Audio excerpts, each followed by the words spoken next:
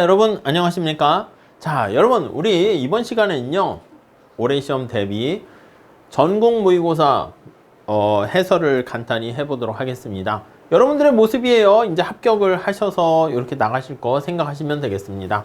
자, 문제는 이렇게 되어 있는데요. 사실은 우리가 GS 3기 관련해서 6번 시험을 봤는데 약간 아쉬움이 있어요. 예전에 낸 문제들 중에서 약간 이렇게 응용을 했으면 하는 문제들도 있고, 아니면 우리가 GS 1기나 2기에서 이렇게 봤었던 문제인데 요거는 출제될 가능성이 있어서 조금 한번 더 디테일하게 다시 한번 복습으로 체크했으면 하는 문제들을 여기다가 문제로 냈습니다. 오케이? 그래서 원래는 쪽집게 같이 출제 가능한 문제 3개 내서 3개 다 맞추면 제일 좋은데, 에이, 그런 건 바람직하지 않습니다. 우리가 최종 정리 강의라든가 이런 것들도 앞에서 했던 거를 그냥 이렇게 전체적으로 아우르는 그런 설명을 하게 되었고요. 요것도 이제 과거에 우리가 1기서부터 아니면 GS 3기 같은 경우도 6번 시험 봤잖아요.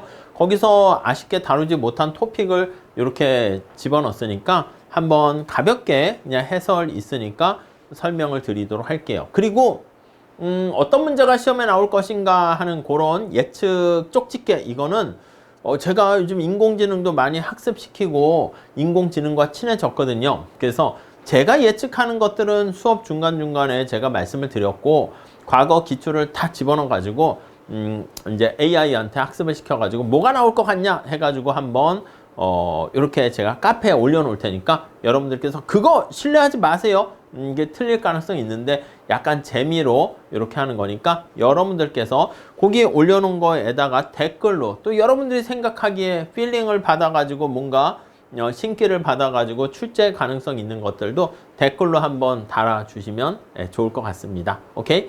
자, 문제는요 이렇게 한 3문제 나와 있는데, 여기는 가장 기본이 되는 노동의 수요 공급과 관련한, 그리고 조세를 부과하거나 보조금을 부과하는 건데 어렵진 않습니다. 근데 문제는 요 계산을 정확하게 하고 그래프를 그리는 연습을 하셔야 되는데, 그걸 마지막으로 한번 정리해보자 해서 1번 문제 배치했고요.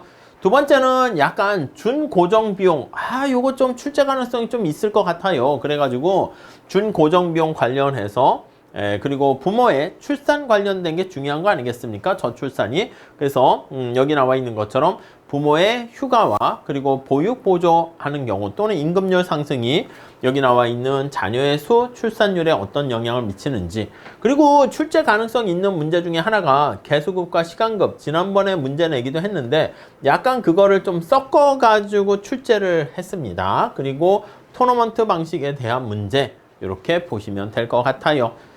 그래서 이게 주관식 시험 보는 우리가 100점짜리 문제인데 토픽이 그 많은 두꺼운 책들 중에서 토픽이 3개만 나오기 때문에 이게 시험 전날 이렇게 한 번씩 쫙 보고 들어간 거랑 그렇지 않은 거랑 약간 느낌이 달라요. 그렇기 때문에 여러분들께서는 시험 보기 전날 한번 쫙 일회독을 할 수 있도록 그렇게 단권화 시킨다거나 아니면 교재에다가 압축해서 내용을 정리해 주시면 좋겠습니다.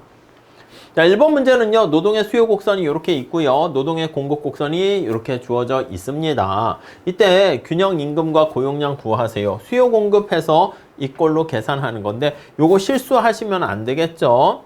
요거는 제가 따로 설명드리진 않도록 할게요. 오케이.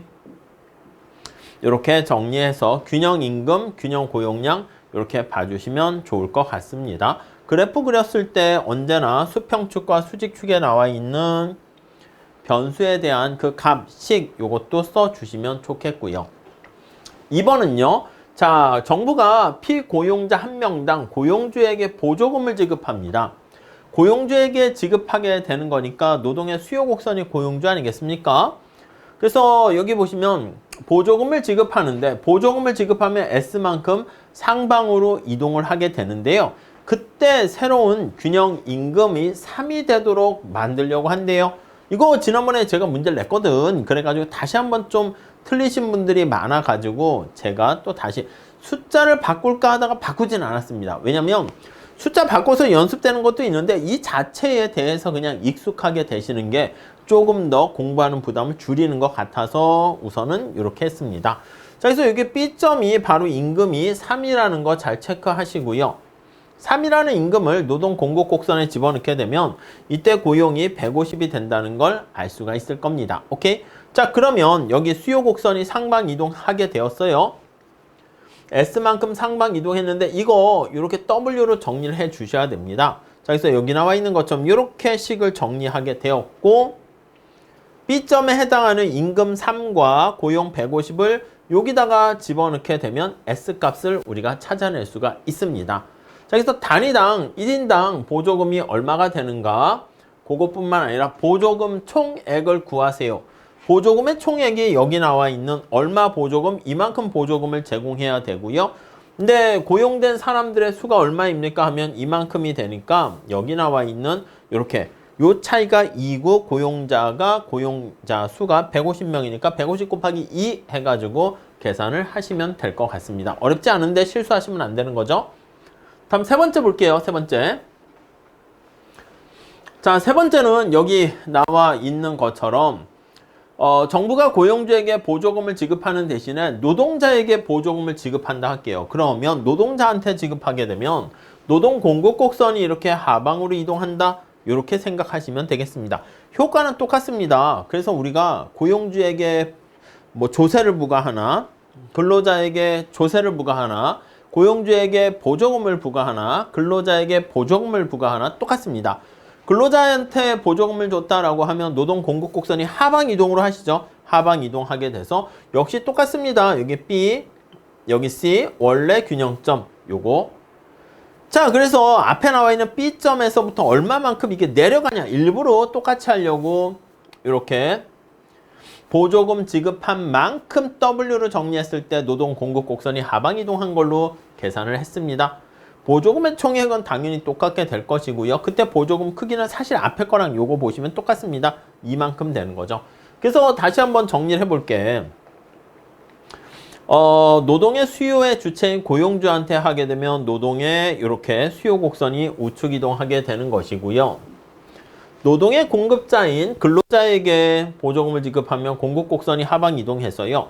사실 우리한테 필요한 건 여기 A, B, C 요 세 점이다 라는 것을 잘 좀 체크해 주셨으면 좋겠습니다.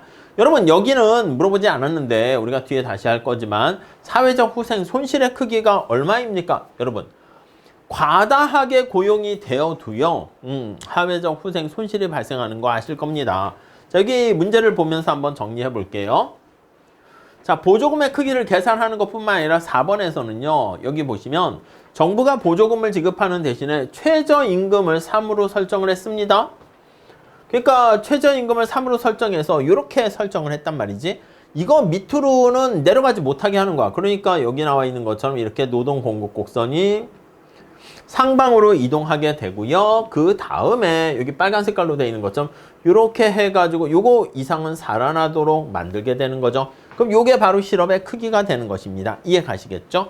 자, 근데 실업을 부과하게 되면 이렇게 최저임금을 적용하게 되면 실업의 크기가 이렇게 발생하면서 고용이 줄어들게 됩니다. 자, 그래서 발생하게 되는, 다시 이거 할까요? 발생하게 되는 사회적 후생 손실은 어떻게 됩니까? 하면 과소고용을 한다고 과소고용 때문에 발생하는 B와 이만큼이 사회적 후생 손실이죠. 오케이, 이해 가시겠습니까? 그래서 최저임금을 지급했을 때 발생하는 후생 변화, 사회적 후생 손실은 B와 이만큼을 더한 거다 이렇게 보시면 돼요. 근데 보조금을 지급하게 되면요.